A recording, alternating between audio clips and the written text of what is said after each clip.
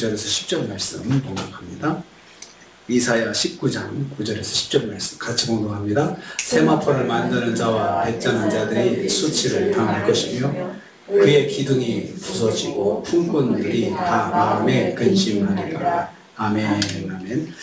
오늘 말씀은 하나님의 심판으로 나일강의 물이 말라버린 후에 영향받을 산업인 직조업에 대해서 말씀하는 것을 내용을 하고 있습니다. 나일강이 마르면서 애굽의 중요 산업이 망할 것입니다. 애굽은 직조술로 매우 유명했습니다.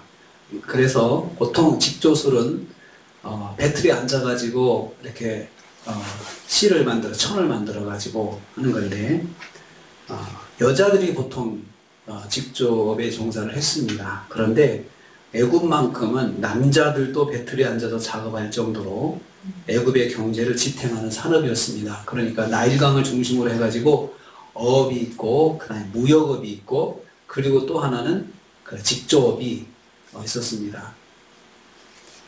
직조업은 아마를 가지고 세마포를 만들고 그 실을 빼서 천을 만드는 산업입니다. 세마포의 원료가 되는 아마를 재배해야 하는데 물이 많이 필요했습니다. 그래서 나일강이 그 수원지가 되었습니다.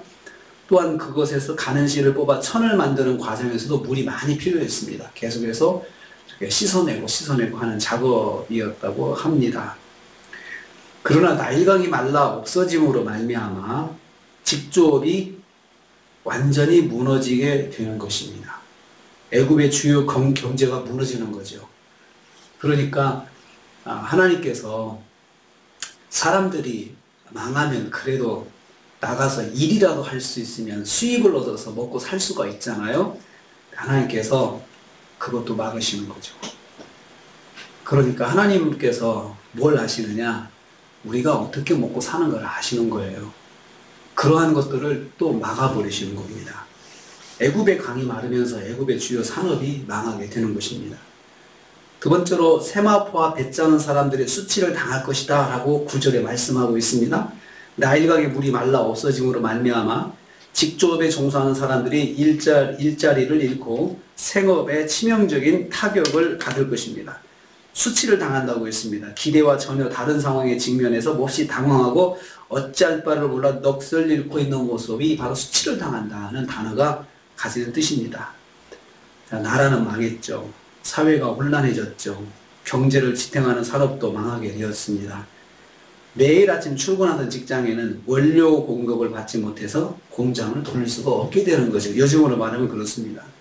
모든 직조회사가 같은 상황이었습니다. 애굽에 있는 모든 직조회사들이 똑같은 상황인 거죠. 사람들은 당황할 수밖에 없습니다. 지혜를 모아서 해결할 일이 아닙니다. 지혜를 모은다고 이 일이 해결되는 것도 아닙니다. 그냥 눈 뜨고 당할 수밖에 없는 상황이 벌어지고 있는 것입니다. 그래서 수치를 당한다는 거죠. 어쩔 바를 모르고 있는 거죠. 하루하루 시간이 갈수록 고통스러운 일들이 마음의 고통이 더해지는 거죠. 국가 경제가 무너지고 가정 경제가 무너지게 된다는 것입니다. 세 번째로 품꾼들이 다 마음에 근심할 것이라 했습니다. 10절입니다. 애굽의 기둥이 무너지고 품꾼들이 다 마음에 근심하리라. 애굽의 기둥이라고 해요. 애굽의 기둥은 애굽 경제를 떠받치는 사람들이라고 해석을 합니다. 애굽의 상류층의 사람들일 것입니다. 상류층들이 소유하고 있는 사업장이 폐업할 수밖에 없게 되어서 자연스럽게 경제적 타격을 받게 될 것이기 때문입니다. 이와 함께 그들을 고용하고 있는 노동자 계층, 그들이 고용하고 있는 노동자 계층이 완전히 무너지고 애국 경제가 폭망하는 상황이 발생하는 것입니다. 그 결과 하루하루 벌이로 먹고 사는 모든 사람들이, 품꾼들이 하루하루 먹고 사는 사람들이죠. 모든 사람들의 마음에 근심이 쌓이게 된다 했습니다. 급료를 받는 모든 사람들이 마음에 깊이 슬퍼할 일이 생긴다는 뜻입니다. 생산 공장이 더 이상 가동할 수 없고 일일 노동자들이 일자리를 잃고 경영자들이 연쇄적으로 망하게 되는 이런 상황이 일어나는 것입니다. 그러니까 하나님께서 일상에서 먹고 사는 길을 딱 막아버리시고 나일강 하나가 말라버리는 것을 통해서 그렇게 국가 경제를 꼼짝 못하게 만드시고 결국은 회생할 수 없게 만드는 거죠. 경제가 무너지면 나라가 일어날 수가 없습니다. 나라를 일으키려면 나라가 경제가 돌아가야 세금이 들어오고 세금이 들어와야 그걸로 국가가 뭘 할 수 있는데 그런 것들이 다 무너지니 국가가 회생할 수가 없죠. 전쟁에서 망했죠. 심판받아서 망했죠. 정복자들이 들어왔죠. 그나마 먹고 사는 것도 길이 꽉 막혔죠. 그러니 더 이상 힘을 쓸 수 없는 그런 나라로 전락하게 되는 것입니다. 하나님께서는 한 나라의 경제가 어떻게 사는지도 아시고 한 가정의 경제가 어떻게 사는 것도 아시고 어떤 식으로 해서 먹고 사는 것 다 아시는 분이십니다. 그렇기 때문에 우리가 우리에게 있는 모든 일들을 하나님께 말씀드리면서 상의하고 하나님 어떻게 할까요?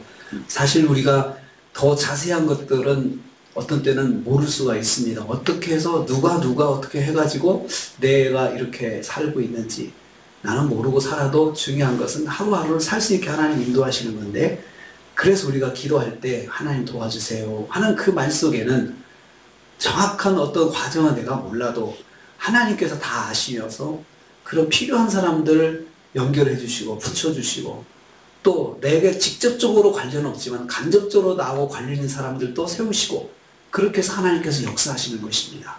보이지 않는 가운데 하나님 역사하시는 손길이 우리한테 하루하루 있다는 것을 우리는 여기서 깨닫게 됩니다. 하나님은 이렇게 참 세밀하게도 역사하시는데 심판도 우리가 계속 보는 것처럼 저는 이사야서를 보면서 깜짝깜짝 놀라는 게 하나님께서 그냥 심판했다 이렇게 끝나지 않고 아주 세밀하게 다 조목조목 이야기를 하시는 거 보면서 우리가 그 심판받은 사람이 숨 쉴 틈이 없게 만드시는 거예요. 그렇지만 어제도 계속 말씀드리는 것이 은혜도 그렇게 세밀하게 주시는 분이세요. 은혜도 그렇게 세밀하게 주시지 하나님께서는 대충 덮어놓고 무조건 은혜 받으라 그렇게 하지 않으신다는 거죠. 보이지 않는 가운데 하나님 역사하시는 손길들이 항상 우리한테 있다는 것입니다. 또 오늘 다시 깨달은 것은 우리 가정경제가 서는 것도 어떤 루트를 통해서 가정경제가 서는지 하나님은 아신다는 거죠.